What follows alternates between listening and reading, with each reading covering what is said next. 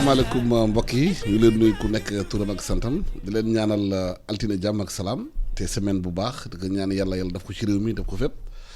comme ni ñu ko faral di def bëccëg bi nekk ba heure bi jotee dañuy toog wut ay kàngam waxtaan ak ñoom ci réew mi li xamante ne xew na ci réew mi kenn mënu ko maanaam ñëwaat maanaam du mbas mi moom foo laal rek foofu la maanaam météo bi fépp la nekkee lu mu yàq daa bari ci réew mi secteur yëpp a narmeelu pratiquement ci réew mi. tey nag dañu am mbégte di maanaam dalal fii Abdoul Aziz Kassé kenn du ko président sénégalais cancérologue la day liggéey ci mbirum loolu bu baax te tamit day yëngu ci société civile yeneen question de santé sax da koy soxal parce que santé lépp la ëmb économie bu doxee santé dox économie bu doxee réew dox économie bu doxee lu bari dox te puisque fu ñu nekk ni crise sanitaire la ñu am double d'une crise économique moo tax ñu woo tamit beneen kan nga waroon ñëw fi togg ñun mu tudd Abdou Wele nag ñu ngi koy xaar xëy na mu ngi ci yoon bi tamit bu ñëwee dab ñu ci émission bi continuer di waxtaan moom économiste la consultant la moo tax ñun ñu amoon ñaari thème tey thème yi mooy premier thème bi secteur économique nga xamante ne ñu ngi am jafe-jafe naka la ñu mën a pour lancer leen ak capital humain formation bi surtout ndax réew bu taxawee il faut xale yi il faut ndaw yi ñu former leen amul réew bi xamante ci àdduna ba mën a génn ci jafe-jafe te amul éducation amul formation loolu am importante la te Covid bi wane na formation am solo la bu ñu ko deful rek xale yi dañuy nekk ci mbedd mi du ñu xam lu ñuy def du ñu xam lu ñu ci génnee professeur Abdoul Aziz Kassé ñu ngi lay nuyu di la dalal ci studio i rajo ITV. maa ngi lay fay maa ngi lay sant maa ngi lay gërëm. waaw professeur gis nga sax démb ministre de tourisme def na tournée dem ci yenn gox-goxaan yi di xool. Secteur hôtelier bi surtout xam nga ne mbas mi moom la gën a laal tourisme bi restauration bi ak transport aérien ngaa nguur gi yëkk ne 77 milliards dugal ko ci secteur bi donc 15 milliards xam nga dañ ko jégale tourisme bi waaye ñu nekk ci secteur tourisme bi ni ko journaux yi bindee ñu bëri ñu commencé licencier parce que touristes yi ñëwatuñu yi fii doxatul noonu te ministre bi neen dafay miser ci tourisme domestique naka lay Sénégalais dem ci secteur touristique yi waaye dafa mel ni Sénégalais yu bëri xamuñu seen réew ban jàngat nga ci am. Jërëjëfati gis nga at mu nekk ma jël benn région ci dëkk bi maa ngi koy tàmbali booru fin décembre bi ñu génn ak janvier dama jël sama yeneeni xarit ànd ak ñoom kenn kaa ngi tudd Amath Wane Mouhamadou Keita ak Umaru Ali dugal suma oto mi wër jóge Ndakaaru dem Tubaab Jalaw jóge fa dem Djilor jóge fa dem Île du Saloum jóge fa dem Tambacounda jóge fa dem Kolda Vélingara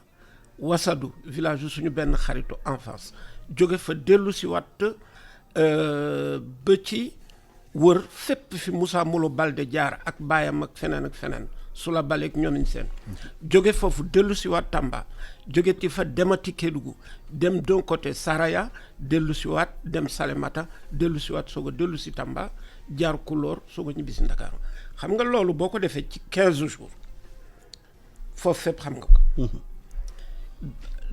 at ma ko jiitu Casamance laa defoon yeneen at ya maa ngi woon Fuuta ak leneen te gis nga réew mi fii ak defuñu noonu du sotti alors nit ñi dañ leen war a yar yee ci loolu ca njëlbéen waruñoo xaar ba ñu nekk ay adulte ca ba ñuy nekk xale man laay fàttaliku bu njëkk dañ daan dem ay camp de vacances colonie ñu yanu la yóbbu la fenn yéen xale yeeg mag ñeeg ñëpp ñu dem jàng ci biir gox boobu ñuy dugg jàng fa xam nga loolu boo ko doon def ku ci nekk jox sa morom as tuut bu ko defee ñëpp am dara réew mi mën a dox waaye bu fekkente ne yow la nga yore da nga koy daal di yemale rek ci lekk ak naan ak transport ak ñoomin seen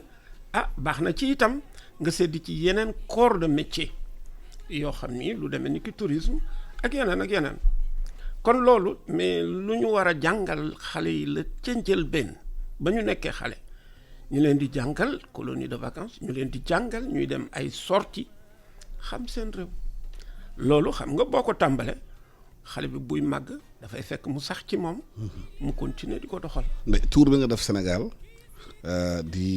def dem de 15 jours def ko est-ce que permettre nga découvrir richesse ci réew mi en terme touristique. gis nga mënuloo sax imaginer richesse su réew mi dama lay wax rek ñaar benn gis nga île du Saloum yi man defe naa ñun xamuñu li ñu yore comme patrimoine foofu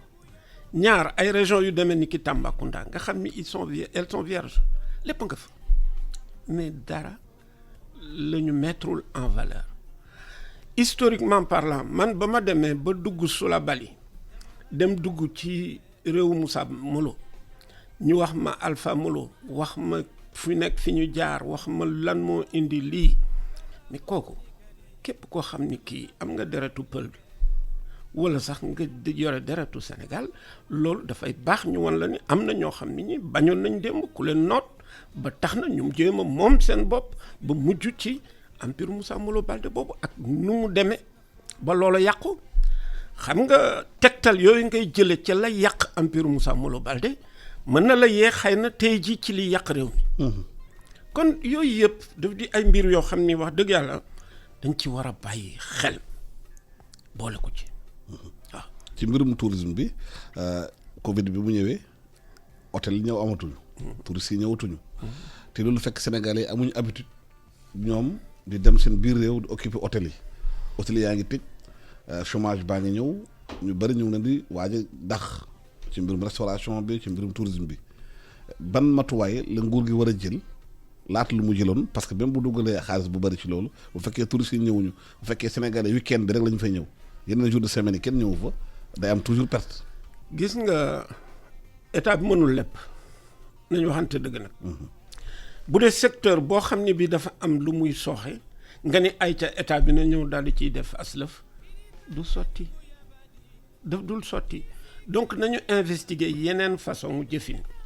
maa ngi fàttaliku may discuter que sama benn xarit bu ñu naan Latir Senghor ma ñëw fa ànd ak benn waay bu nekk banque mondiale mu ne ma ni ngeen di defee du nii da ngeen di wut nu ngeen di créer lu demee ni timeshare nga xam ni nit ki day mel ni day cotiser ci sa hôtel bii ngay def mu am fi 2-3 semaine ci at mi yoo xam ni moom néeg bi waaye kooku sëñ bi boo ko doon def ci biir at mi yëpp di fa bàyyi junni weer wu nekk defe naa ni bu ñu demee ba at ma jeex bàyyi nga fa loo xam ni mën na laa permettre nga toog fa 2-3 semaines. gis nga idée yu ndaw yu mel noonu lañu war a am nit ñi am nañ ko ci yeneen i dëkk dañuy jënd néeg mais moomuñu néeg bi. dañ cee jënd dëkkuwaay ci biir néeg boobu nga xam ni dañ fay mën di ñëw saa yu ñu ko soxlaa et puis nag bu fekkente ne dañu ko jënd ci benn réseau hôtelier xëy na seen 2 semaines yu ñu jënd da leen di may benn semaine Tambacounda may leen benn semaine Casamance may leen benn semaine Fouta ñu mën a gisandoo ci biir at mi 3 semaines yoo xam ni dañ ci jariñu ak ñëpp. gis nga idée yu ndaw yu mel noonu moom moo waroon a am waaye bu ñu nee lépp lu xew rek ay ca nañu Macky Sall jox ay milliards ñu sotti ko fa gëmma ni dana gaaw a sottal. mais est-ce que loolu bu amee idée yooyu bu fekkee ne prospéru ci réew mi dafa mel ni xëy na du am des fois concertation du am aussi yenn saa maanaam ubbeegu ci yeneen idée pour ñu gën a waxtaane yi fi souvent day affaire day jóge décision bi di jóge ci kaw rek wàcc ci suuf. mais bu ñu newoon Sénégalais ku am idée am nu ñu développer tourisme bi ak Covid bi mu amee naka lañ ko mën a waxtaanee xëy na idée yu mel nii dana génn mu jàppale secteur bi. Alassane Sénégal li fi bind bari na de boo xoolaatee fii Sénégal li fi am ci séminaire la ñu fi bind ci kayit la ñu fi bind ci ay idées yu demee noonu bari na de. mais jëf bi bari na dëkk yoo xam ni sax dégg naa ni fii la ñuy ñëw di sàcc si. ay idée di yóbbu. nettil woon nañ ma fi ni waa Burkina Faso duñ ci sonnante dañuy xaar ba sénégalais yi def seen yëf ba pare ñu daal di ñëw daal di jël daal di appliqué ji waaye yooyu yëpp itam kii la waaye dama gëm ni du état rek a war a mën a def loolu gis nga initiative privée yi am fii ci biir dëkk bi warut a yam rek ci tabax immeuble loué appartement. nit ñi nañu xalaat ni am na ay secteurs très productifs yoo xam ni warees na faa mën a dugal school dërëm boo xam ni bi na jur leneen loolu itam war na ñëw ci fépp daa warut a yem rek ci immobilier dafa warut a yem rek ci yeneen ak yeneen mais faaw mu dugg ci tourisme dugg ci santé dugg ci yeneen ak yeneen ak yeneen. agriculture. mais loolu soo gisee moom mooy idée yi day am. waaw waa application bi mooy problème exemple ma jox la ko parce que ba Air Sénégal bi ñu ne di fa démarrer waxoon nañu fi déclaré ko ministre Maïmouna Ndoye Seck bi fi nekkee nee na dafa am actionnariat populaire maanaam dañu ubbi 11% pour actionnariat populaire boobu léegi crise bi ñëw na kenn déggul actionnariat populaire boobu fu mu mujjee est-ce que sénégalais woo nañ leen bu ñu amee seen koppar dugal ci Air Sénégal. Alassane changement de politique rek réglewul dara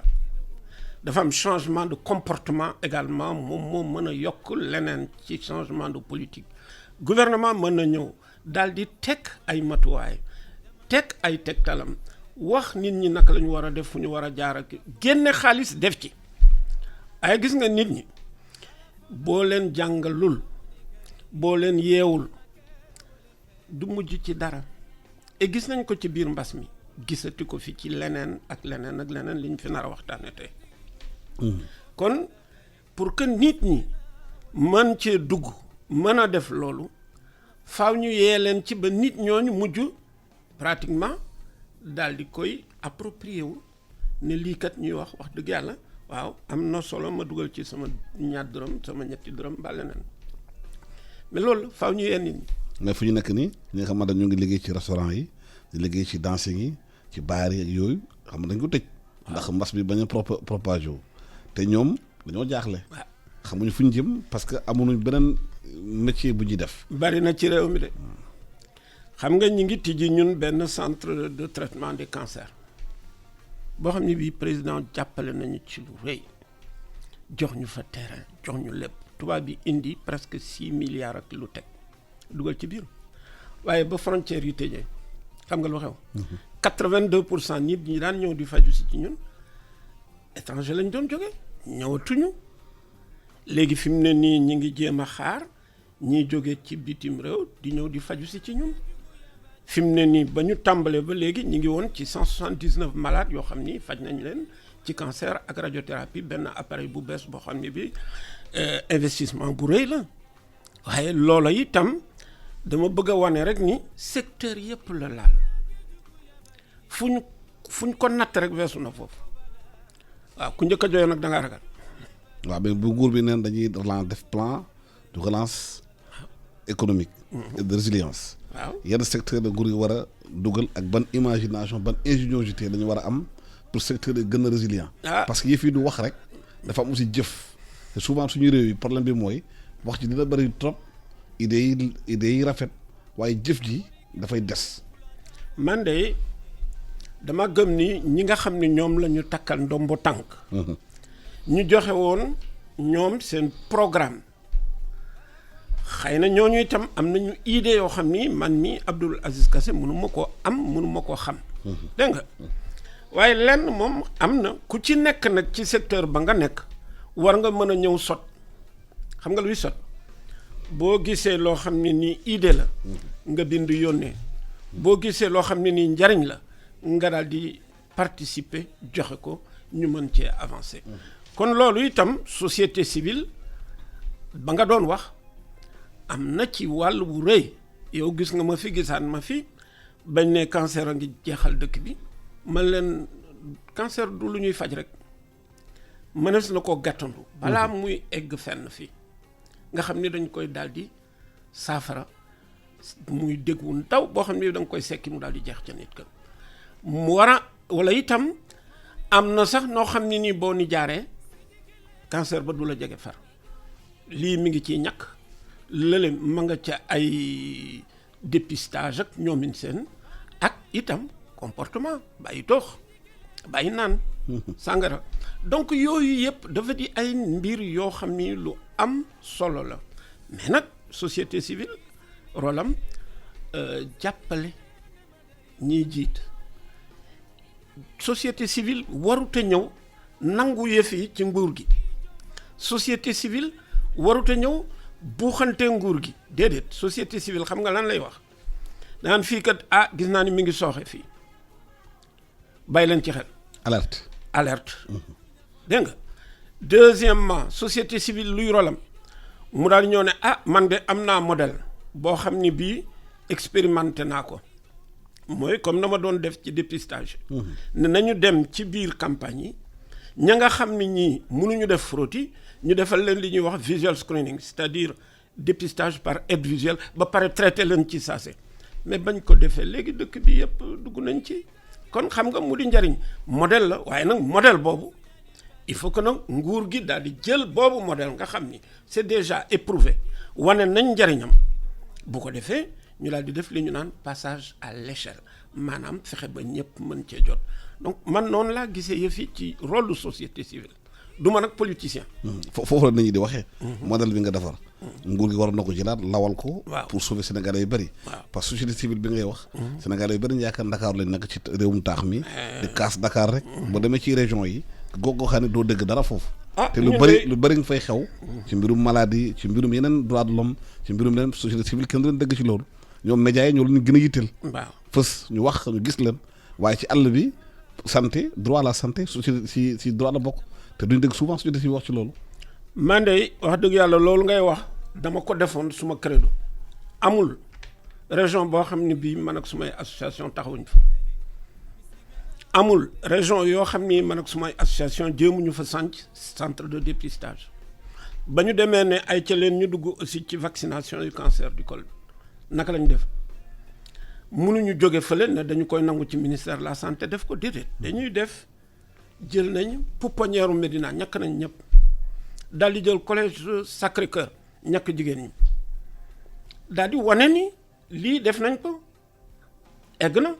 waa léegi nag ñu jox ko ministère de la santé ne ko eggale ko na ci sénégalais yëpp jot. donc yooyu modèle eggale boobu mooy problème bi. waaw parce mais que buñ ko defee buñ ko yeggalewul. eggale action boobu laay wax. eggale dafa laaj planification eggale dafa laaj alal ay moyens te nag gis nga fii li ñu fi war a eggale daa bari dafa bari te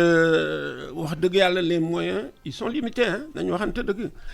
les besoins sont infinis la nga xam ni soxla nañ ko pour dëkk bépp mën a naat mu mën a sotti loolu bëgg-bëgg yu dul jeex la. mais moyen moo manqué. ou bien rationalisation moyen moo amul. parce que ab réew bu mel ni Sénégal am 50 ministres. waaw ministre conseiller ku nekk ñuy fayagu sa salaire bu ñuy fayagu am maanaam train de vie de l'État bu ñuy wax keroog dégg ngeen fi affaire oto yi rek président wax na ko plus de 300 quelques milliards ñu koy dépense ci oto rek soo demee ci ministères yi tey da nga fekk oto yu bëree bëri gaare xëy na yenn saa juin de classe la ñu am problème ou bien dafa crevé ñu bàyyi ko foofu alalu réew mi la kenn toppatoo ko maanaam passer bi est-ce que loolu moo tax moyens yi am na waaye dafa amul demul fu mu war a dem rationalisation ak gestion moyens yi. Alassane dëkk boo xam ne bii 16 millions yu nit la 8 millions yi am nañu moins de 18 ans mu dese la 8 millions yoo xam ne ñoo am plus de 18 ans nga bëgg jële ci ñooñu la nga xam ni moom ngay mën a yore réew mi xam nga loolu du yomb ci dëkk boo xam ne bii bariwutoon i ressources gis nga yooyu yëpp tam da ngeen ko ciy bàyyi da ngeen ciy bàyyi xel kon ni nga ko waxee ni ñu war a sàmme alal si nga xam ne moom la ñu yore su ndaw loolu am na solo. mooy la dépense publique. dépense publique loolu gëm naa ni wax dëgg yàlla lu am importance la tey mais nag dama gëm aussi ni am na nag yëf yoo xam ne nguur gi daf ci war a dindi loxoom jox ko privé yi ñu def ko. loolu la. bari na jëlal secteur bu la neex gis nga jëlal secteur bu mel ni secteur de la santé xam nga tey jii santé lan mooy suñu problème plan yee ñu tegoon lañ ca waxoon nekkut dañ ni danañu fexe ba lay faatu wàññeeku danañu fexe lay feebar wàññeeku danañu fexe ba li nga xam ni day laagoo wàññeeku dégg nga. ba pare nag réew mépp jot ci boo ko xoolaatee 46% des ressources et des infrastructures ñi ngi Ndakaaru gi 23% des ressources humaines nit ñi nga xam ne ñooy liggéey ñi ngi Ndakaaru gii boo demee Kédougou 1% moo fay. gynécologue sax day am problème. waaw ça. dégg nga. kon xam nga yooyu yëpp boo ko bëggee def du sotti faaw nga daal di soppi nag sa jëfin xam nga luy soppi suma jëfin premièrement damay def changement de politique dama ko yamalewu rek ci ministre de la santé bi yamalewu ma ko rek ci président wala gouvernement beeg yooyu xam nga fan lay dem ba ci administration territoriale ba gën a sori pour wan leen ni problème mu wér-gu-yaram bii bu ñu ci dugalul seen loxo du sotti. Donc nga décentraliser tuuti la prise de décision politique administrative ca ñooña léegi loolu boo ko defee ba pare nga daal di yee nit ñooñu yow yaa ngi nii di ci liggéey li nga def yow ci Covid bi ba tax man ma yow bis bu nekk ñëw di la déglu 7h30 ba 9h parfois mais parce que gis naa njëriñam mais bu ñu ci defoon loo xam ne ni yow mii dañu la ciy motiver non seulement nga koy defee fii mais nga koy defee fépp dañ la ciy motiver non seulement nga koy def ci wolof di ko def ci pulaar di ko def ci bambara di ko def ci soninké mu egg fu nekk ci biir dëkk bi xam nga kooku initiative privée wàññi na lu bari ci changement de comportement léegi bu ñu demee nag ba ni kaay leen ñu dugg nag ci production des biens et des services production des biens et des services mooy lan kooku il faut ñu am autonomie boo xam ne bi dinañu may la ñu soxla ci ay nit ci ay liggéeykat ñu am ci lu doy la ñu soxla ci jumtukaay ñu am ci lu doy ci biir dëkk bi. waa nga defee ne nguur gi rek mën na def loolu mais xoolal ba ñu tijjee université privée yi mais nombre étudiants yi yokk njàng mi gën a jëm kanam léegi il faut que ñu gën a góorgóorlu ci loolu bu dee secteur santé ci docteurs yi rek la ñu yem école de santé infirmier rek la ñu yem waaw pourquoi du ñu former ay physiciens médicaux pourquoi du ñu former ay radiothérapeutes pourquoi du ñu former lii pourquoi du ñu former leneen ak leneen mais loolu la initiative privée war a dugal bopp loxoom bu ko defee lu bari daal di wàcc nguur gi ba pare ci loolu waaye yow yaa ngi ak 500 médecins militaires est-ce que xam nga ñaataa ciy dem retraite kenn mu la wax na mu toll anañu ña nga toog seen kër banque seen loxo te nga soxla ay nit feneen ak feneen. pour ñu faj nit ñi. pour ñu faj nit ñi waaw ñooñu doo leen créer des petits centres médicaux DER lebal leen xaalis. dans les régions. dans les régions. nga leen man de am naa xaalis pour lebal la ko waaye fongu lim bi waaye di nga ci gis ku daal di fa bagage am dem toog fongu lim bi daal liggéey nga defaral ko une petite structure médicale privée mu ne ci daal di jël benn sage-femme jël benn infirmier jël kuy bale jël secrétaire jël li liggéey am. paj am wérgu yaram gën a jëm kanam donc lépp loo xalaat noonu la amul secret boo demee Maroc ak Tunisie noonu la ñu def dañu ci jàpp lépp la ñu soxla woon ci production de biens et services médicaux ñu daal di ciy def ay jéego yu rëy waaye yow xoolaata nan ngay mën a nangoo ni Sénégal amoon usine boo xam ne bii moo doon defar ay générique en 1978 si Powa. tey jii demal nga génn fi nga laajte aspirine man semaine passée dama jaaxle ni daf ma doon ñaan aspirine ma dem di jëndi ji aspirine ñu ne ma aspirine amatul. waaw usine bi doxatul mu ngi taxaw ba léegi. waaw léegi yow nga defee ni aspirine xaw ma nag xam nañ lan mooy aspirine. du dara aspirine. dem aspirine la ñu amul. xam nga kon am nañu problème. te pourtant am na ay initiative man il y a 5 ans dem naa fi Allemagne di dellu si dajeek ay sénégalais des chimistes yu nekkoon Allemagne dañuy ñëw tijji si fii benn usine générique waaye nee nañ ma gis nga galgal yi ñu leen def ci administration. foofu laay waxee foofu laa xamul professeur foofu laa doon waxee bu président toogee conseil des ministres naan nañu relancer industrie pharmaceutique bind ko wax ko ci conseil des ministres ñu toog 2 mois 3 mois dara amu ci. dara bëggu ci en tout cas gisaguñu dara loolu mooy problème bi Sénégal yi bëggee investir fii fonctionnaires yi ndaw nekk ci ministères yi ñoo fay torpiller dossier parce que la plupart d'entre eux dañuy wax mu leer dañuy wut ay commission maanaam dañuy sàcc dugal seen i poste tere su projet du avancé est-ce que loolu moo tax réew mi sooxee am gàllankoor góor gi kaay nag ma wax la leneen. waaw ñu dellu siwaat ci Senghor. ok Senghor doonoon dëkk bi la koy développé culture ca lay bokk ba muy wax culture gëm naa ni du woon ni tëggi sabar ak ki tama. dafa gën a vaste. ba mu koy wax la mu xalaatoon ci bopp bi ci na ma gisee de man. yow da ngay jàng ba am 25 ans am liggéey génn ñu lay fay salaire gis nga salaire boobu ñu lay fay bu yemoon ci yow sa jabar benn mbaa ñaari doom da nga ci mën a dund teggi. mu leer dégg nga. mu leer waaye bu fekkente ne da nga am ñaar fukki at ak juróom ñëw toog sa baay wàccal la sa yaay wàccal la. ay wujjam wàccal la ay say rakk nga war a uuf ñooñu ñépp yor leen. képp kuy liggéey war a toppatoo fukki nit ak juróom-ñaar waaye xam nga ni kooku faaw mu dem xar ji mattuwaay. bu xarul matt du am lu muy dundale njabootam lu muy yore nit ñi. donc kon xam nga kooku faaw ñu changer code culturel bi ñu nekk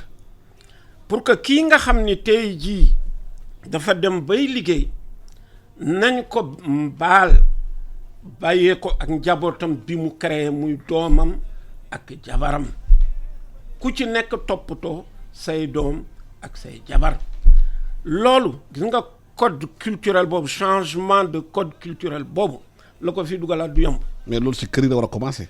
maanaam ci biir kër gi ñu jàngal xale yi nañu débrouiller bu ñu yeewoo dañu mën téye seen bopp liggéeyal seen mën ñeefal seen bopp. waaw waaye du toog ci kër gi di lekk naan di tëdd rek di xaar. papa ji dem indi joxe. waaw loolu dañ ko war a jàngal xale yi. père de famille ñoo ko war a def. gis nga nag éducation bi. waay mais loolu nag.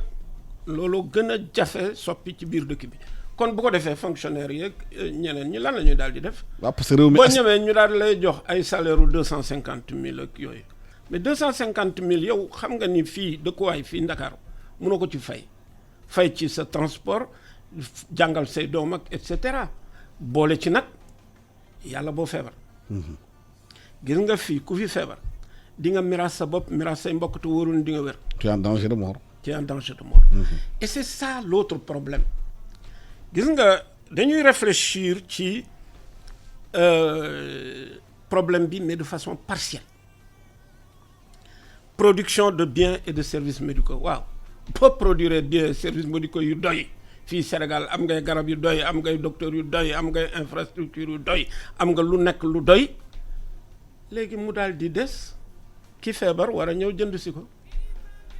faa mu jënd ko. bu ko jëndul dañ ko koy jëndal état bi moo koy jënd état bi jéem na ko xoolaatal plan Sésame ñu ne borom juróom-benn fukki at yeeg tegal état bi may leen ni da ngeen di faju ci dara 0 ba 5 ans état bi mayati waaye état bi dafa mën a maye lépp. loolu daloon na fi France 1945 xam nga lu De Gaulle def. dafa ni plutôt que may jël solidarité familiale. ba nga xam ni ku feebar ñëpp jàpp ci pour nga faju déedéet ay ca leen ñu dem ci benn système assurantiel mu daal di créer sécurité sociale dugal ci plusieurs branches mais ma jël rek branche maladie ku ci nekk day ñëw indi cotisation bu ku nekk indee cotisation liggéeykat bi indi cotisation borom kër yi indi cotisation cotiser seeni doom seeni jabar ak seen lépp ñi leen di employé cotiser industrie yi cotiser ak ñeneen dégg nga boo ko defee waaye xaalis bu takkoo ngi noonu waaye boo jëlee booba xaalis nag ne ay ca leen ma jox ko nguur gi bon ay bëgg-bëggam daa bari de nguur gi. da koy daal di dugal feneen. war a privatiser. nga ni dama koy dugal ci ab agence. waaw xam nga agence yi duma la nettali la nekk ci biir agence yi. waaw boo wooyoon compagnie d'assurance sénégalaise yëpp sénégalaise laa wax de waxuma la ñu dem indi ay étranger compagnie d'assurance sénégalaise yi nga teg leen ne leen man kat dajale naa tant de centaines de milliards dama bëgg léegi nga defaral ma système assurance pour tous les sénégalais mu ne la doy na nga yamale ko fu mu ne la doyul ma ni ay ca leen ma wuti ji yeneen ressources additionnelles xam nga fu ma koy jëlee financement innovant damay daal di dem jël aslëf ca pon bokk na ci li gaañ nit ñi ma dugal ko ci. yokk cigarette bi. yokk am taxé ko daal di jël ci sàngara si nit ñi di naan daa leen lay mere de. ah nañ ma mere ci laa dëkk xam nga man. Antoine lay mere de. màggatum Baay Faal la ba amul lu may ragal ca loola. dégg nga après nga ni luy feebar nit ñi xam nga lan ñooy feebar nit ñi lépp lu xeetoog diw. lépp lu xeetoog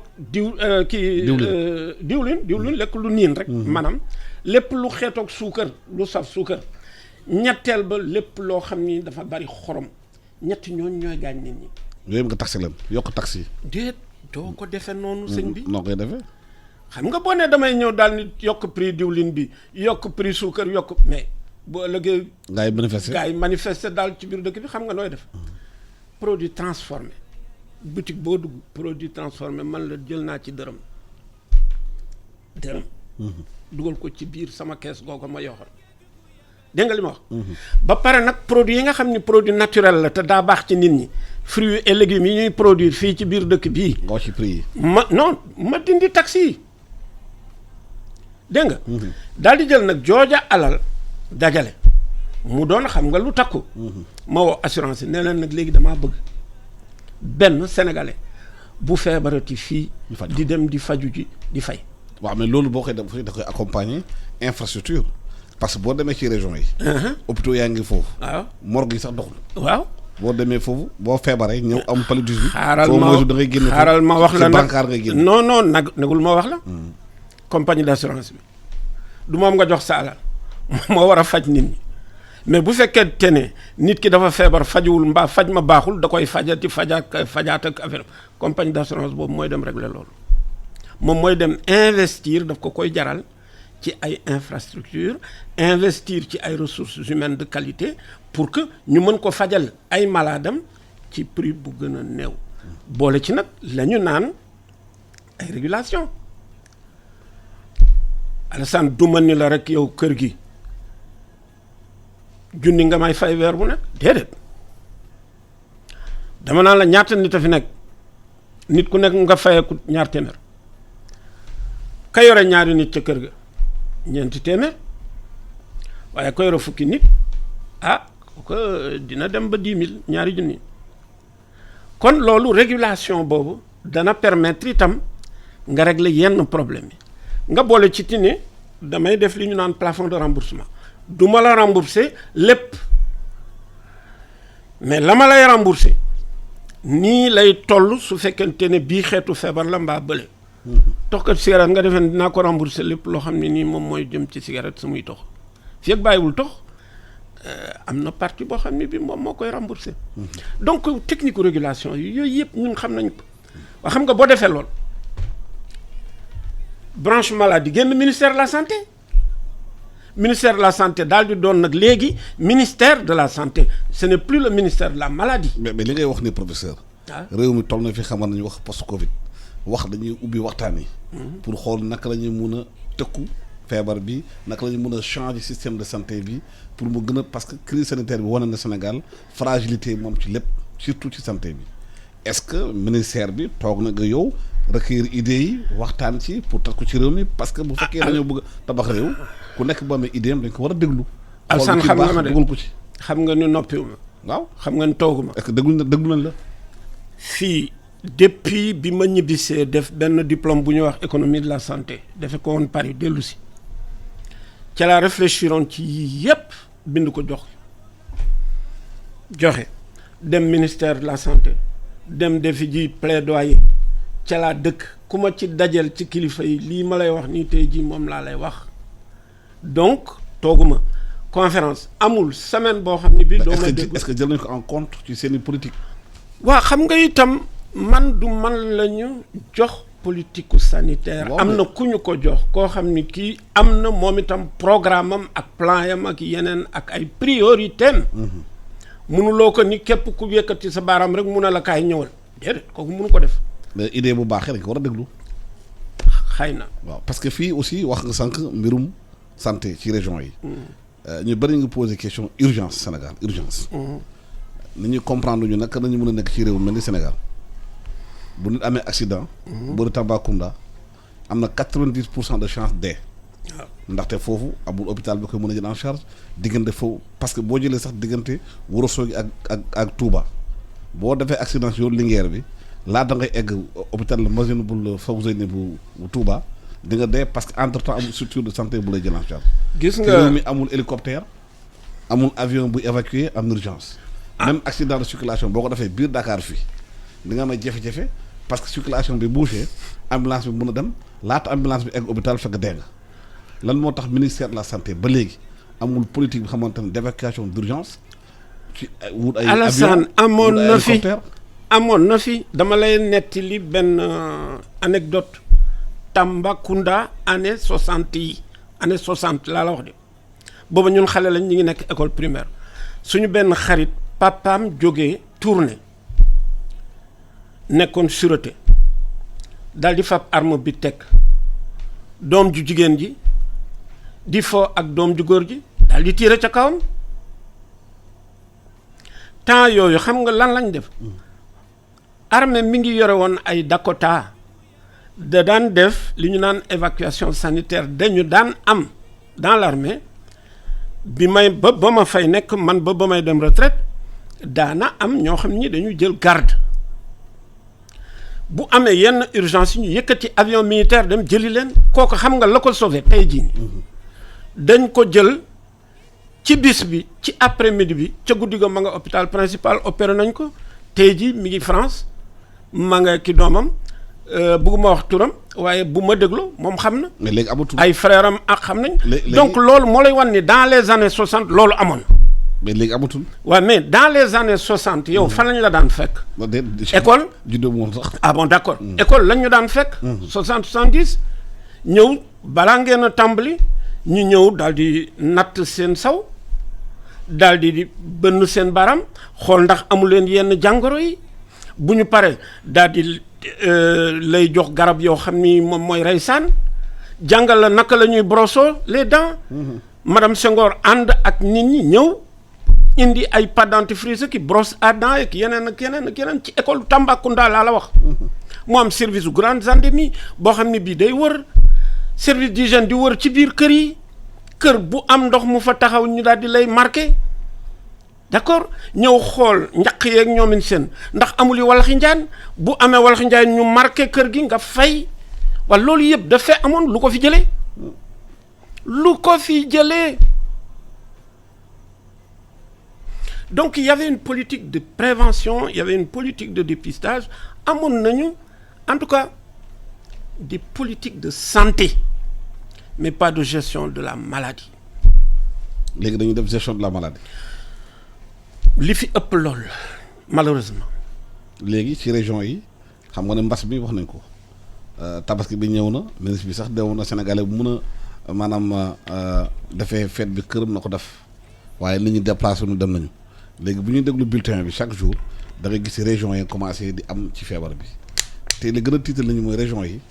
amuñu structure de prise en charge bu fekkee maladie bi am na foofu. Alassane am nga problème bu ëpp boobu. man la boobu. gis nga bu fekkente ne da ngay def politique sanitaire natt xam nga li ñu naan natt waññ xayma dafa di lu am solo te doo ko def benn yoon doo ko def benn gox faaw ci biir réew mi yépp nga xam fan la feebar bi nekk fan la ñëw wér nekk. maanaam test yi. test largement te doo yem rek ci natt ko benn yoon da ngay def li ñu naan monitoring nga xam ne da nga koy natt ci lu yàgg dégg nga bu ko defee nga xam ndax feebar baa ngi yokk wala ma ngay wàññi ak fan lay yokke ak fan lay wàññi ko nga mën jël nag say matuwaay pour loola ñaareel ba nga xool itam ni ñii nga xam ni kat feebar nañu am na ci ñoo xam ne ñii ña ngay dee am na ci ñoo xam ne ñii ña ngay tëju am na ci ñoo xam ne ñii ña ngay laago ak leneen ñooñu nga xam lan moo yombal loolu ndax diabète la ndax at yi la wala ndax poids bi la ndax lii la ndax lële mooy li ñu naan facteur de risque yi loolu xam nga boo ko xamee di nga mën a seppi segg nit ñi ñii nga teg leen fële ñële nga xam nooy doxaleeg ñoom rax ci dolli nga jógati daana nag léegi damay def intervention intervention ba may def fii laa koy jaar na laa koy jaar na laa ko waaye nag ngay xamee ni sa loolu efficace na wala efficace soo ko dee natt di ko xayma foo toll kon di nga xam ndax li ngay def nii c'est efficace gis nga yëf yi def dul yëfu kaay ñu jënd fukki masque kaay ñu jënd 10 000 aspirine kaay déedéet dafa laaj planification ak nag mesure évaluer la ngay def ñun ñu am chance bu rëy ANSD xaw ma ndax nit ñi xam nañ luy ANSD. Agence nationale de statistique et démographie. ñooñu la ñu mën ak la ñuy liggéey ci biir dëkk bi kenn mënu laa wax na mu toll balaa nga koy xam nga di liir seen yëf. ñu xayma. di ñu ñuy xaymaa dëkk bi waaye ñooñu doo leen dugal ci yëf yi ñoom itam ñu mën laa yombalal natt boobu ngay natt surveillance boobu ngay surveiller yombalal la identification yi facteur de risque yi yombalal la évaluation yi say action waaw mënuloo nag ne man may guerre ba pare maa fay nekk di wàññi ña ma gaañ ak ña ma gaañul déedéet kooku da nga koy jaar jox keneen yow ngay guerre rek donc xam nga yooyu yëpp def di mbir yoo xam ni wax dëgg yàlla lu mat a waxtaane la et xam naa ne nag dañuy jàng gis nañu feebar bi waaw ay mag la gën a yeb maanaam fekk mag xam boo amee benn âge yi da ngay commencer système immunitaire affaiblir da ngay développer yenn maladies yi te dégg nañu feebar bi bu ñëwee dugg si yow fekk nga amoon déjà feebar c'est lay gën a maanaam mën a faagagal am nañu nañu naka la ñuy mën defee une politique de protection des vieilles personnes góor gi man dama def épidémiologie ak biostatistique mais dans la lutte contre le cancer donc loola ci cancer mën naa la wax naka laa koy defee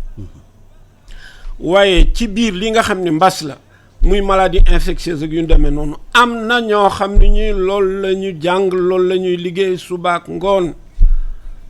woo leen nga laaj leen fan ngay jaar waaye nag man mi bu ma bëggee ne woy épidémiologiste laa déedéet épidémiologiste du cancer diplôme boobu laa def CIRC centre international de recherche sur le cancer moom laa def université à Paris ak États-Unis mais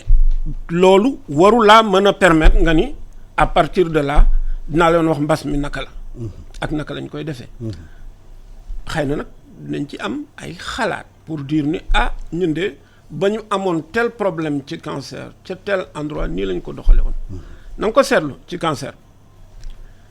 ba ñu tàmbalee dama ne registre am système d'enregistrement de cancer ñu def na recherche am pour ñu xool ñan ñooy am facteur de risque yan ca la ñu wane ni cigarette sàngara ak yeneen ak yeneen ak yeneen da koy yombal ñetteel bi ñu xool naka la ñu koy prévenir ñeenteel bi ñu xool naka la ñu koy dépister juróomeel ñu xool naka la ñu koy traiter et cetera et cetera donc defar benn plan stratégique boo xam ne bi pour la lutte contre le cancer donc xam nga loolu lu am importance la tey jii fexe naa ba mu egg feneen agence internationale à l'énergie atomique léegi créé na li ñu naan impact maanaam benn stratégie la boo xam ne dañu ñëw ci dëkk ànd ak moom pour guider ko Sénégal ñu ngi ciy soog a dugg man defaloon naa ko Tchad il y a 10 ans mois prochain Mali laa jëm pour loolu fi mu ne nii Sénégal a ngi def revue impact am ci la ñu toll actuellement ak ministère de la santé avec agence internationale à l'énergie atomique donc pour te dire que donc ci loolu war na nag mën a am ci biir yeneen spécialité itam ay nit ñoo xam ne ñii loolu mooy seen liggéey loolu la ñu xam nañu leen woo jox leen ko mbaa ñu boole leen ci suñu dëkkuwaay yi dafa doy waar bu ñu puisque feebar bi dafay bañ maanaam ñu rassemblé wu te ci biir kër yi màggee xale yi dañuy jaxasoo surtout xale yi ndaw yi ak seen maam complicité bu fa nekk xale yi dañ ñëw te nañ xale yenn saa dañuy walle am na ñuy xamante ne ñoom stratégie bu ñu jël mooy dañu jël seen i mag ñu nekkoon ci kër yi maanaam seen yaay ak seen maam yu nekkoon ci kër gi ñu dem luwal leen feneen appartement pour isoler leen tuuti ci kër gi. Alassane est-ce que loolu stratégie la. Alassane. yëf yi gën na xóot foofu. la ma noon ci problème mu culture ca njëlbeen loolu lu am importance la dëkkuwaay yi mënuñu continuer di vivre à Yoff à Wakam comme na seen maam yi daan vivre ci biir village Lebu yi. ay 10 15 20 ci kër. mun waratul a mën a. du Yoff rek Wakam même Sicap am na kër yi xamante ne dañuy à tout drôle la. ben voilà ñi dañuy nelaw tey. waaw guddi gi yëpp dañuy veillé. bu yeewu génn ñu ne ñu dem nelawi. waaw loolu xam nga kooku sampul kër. dama doon xuloog Dansokho benn année. fekk muy soog a pare ministère ba mu yoroon urbanisme. ma ne ko mais yow c'est la deuxième fois nga jaar ministère de l'urbanisme ana sa plan plan d'urbanisation du Sénégal wala sax Ndakaaru toog nga ci ministère bi ay weer ay at ana plan d'urbanisation et gis nga loolu fii ak jaaruñu foofu xoolaat ban modèle d'urbanisation la ñu war a defaat du ñu génn ci problème yi mel ni te dama leen di net wax leen na nag lu Bill Gates waxoon il y a 5 ans gis ngeen mbas mi xëy na tey corona la mais ëllëg beneen pandémie day ñëw ak yeneen corona waaw bu fekkente ne saafara wuñu loolu di xaar ay tey ñu génne mag ñi fii dugal fëleeg et cetera kooku du solution. mais pourtant Sénégal am na architecture il faut mais ay Mbacké ñaa ñëw nañu fii keroog ci émission bi ak kii di Gumalo liggéey nañ ci loolu. dañu war a mun a concentrer wu ci suñu architecture qui reflète nos réalités culturelles. man xam nga man duma liggéeyee noonu bu ma gisee benn yëf boo xam ne bii ànduma ci xam nga nu may def damay dem wuti ji sama modèle bopp boo xam ne bii man gëm naa ni bii mooy bi baax comme na ma defoon ci dépistage comme ni ma defoon ci vaccination contre les papillomavirus comme ni ma defoon ci cigarette yi ne lii mooy modèle bi nga xam ne gëm naa ni moom mooy bi baax dégg nga bu ma ko defee daal di koy éprouver daal di génne modèle bi nee na mi ngi nii léegi jël leen ngeen. ñoom def nañ ko. kon bokk ay ca yëf yaa ngi fi. teg nañ ko fi léegi. capital humain bu ñu wax. waaw formation bi ak réew mi parce que yow nee nga loolu clé la ci développement réew. Alassane yow nga defe ni su fekkoonte ne 80% des Sénégalais mënoon nañu bind mënoon nañu lire mënoon nañu lépp mbas mi dina demee nii. déedéet. xam nga du demee nii kon foofa itam sooxe nañ fa. yow nga defee ni bi ñuy génn en 60 on était 30% des sujets ñoom ñoo jàngoon mën a lire mën a bind mën a leneen mbind mu leer sax tey jii egguñu 50%. waaw nga defee ni 60 ans egguñu 50% de sujets lettrés kooku itam xam nga yëf yaa ngay sooxe fenn dégg nga te du yam foofu gis nga tey jii. 400,000 xale ñooy ñëw at mu nekk yokku ci 400,000 xale yooyu boo leen bëggee jàngal nooy def boo dee def classe su 40 personnes nooy def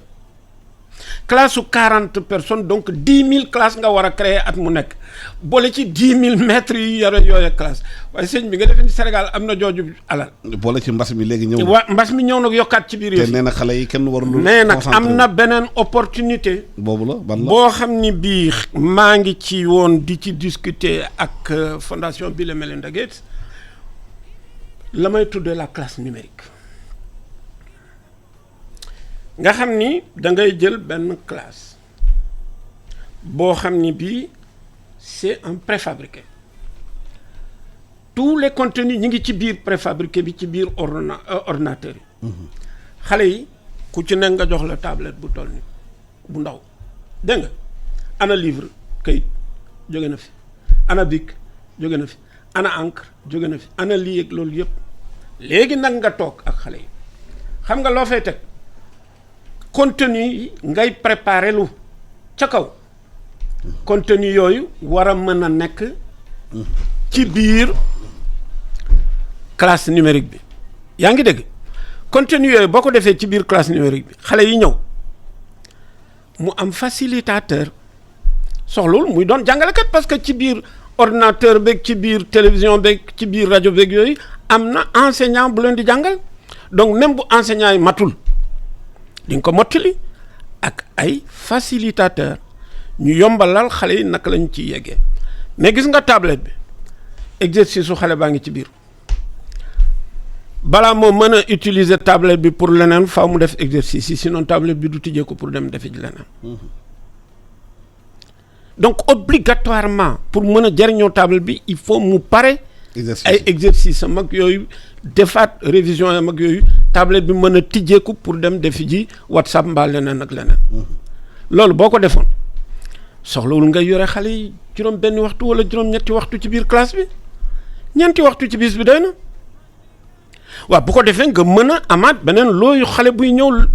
4 heures de temps yu nekk ci biir journée bi di nga ci mën a jël ñetti looyu xale classe connectée yooyu di nga ci mën a utiliser pour jàngalaat mbaykat yi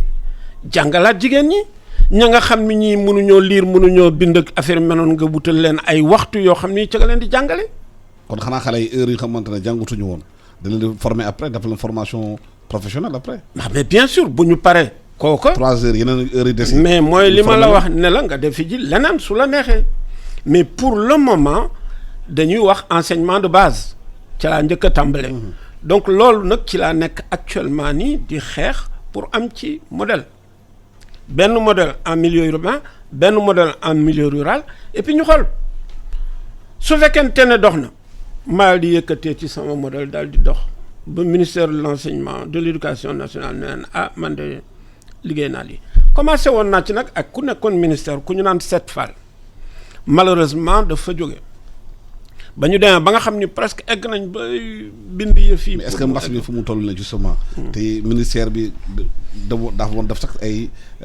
maanaam jàngale enseignement à domicile. mais kookoo doon solution bi est-ce que ministère bi am ngeen waxtaan ci loolu. kookoo doon solution ba malheureusement Sept Fall laa ko tàmbali loon ñu ci liggéey Sept Fall jóge na ministère. ministère bi ci boppam am nga contact ak moom pour waxtaan ak mu ci loolu.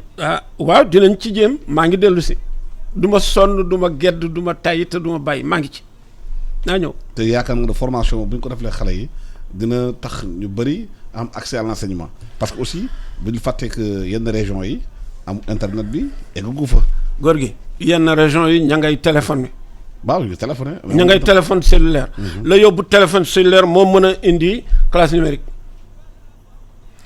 lenn nag moo ko mën a dindi parce que. essayé nañ ko defe naa Ouganda la wala xaw ma fen xam nga ñan ñoo ko yàq. enseignants yi ñoo ne du fi amee. ndax. mais pour dañu bëgg a jël suñu liggéey.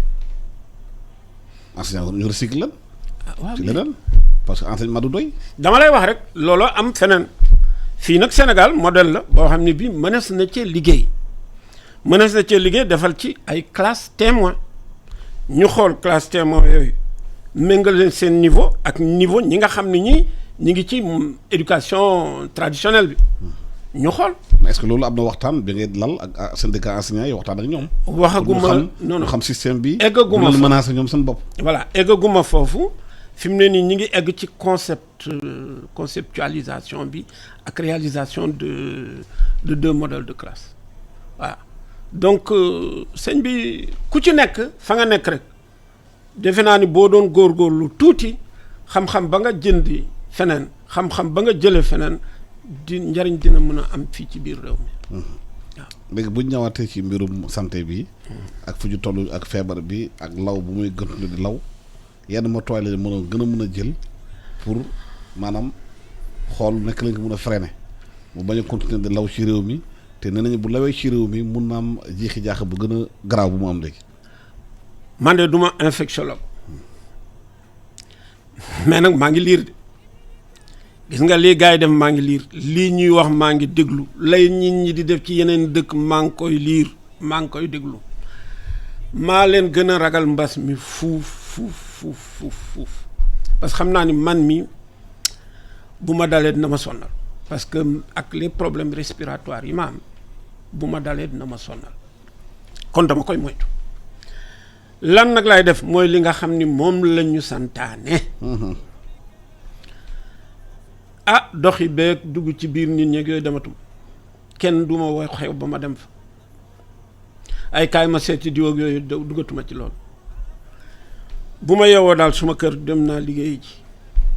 bu ma yeggee fu may liggéey nag mesure barrière yépp naa leen respecté bu ma paree ci loolu duggaat suma oto ñëw toogaat suma biir kër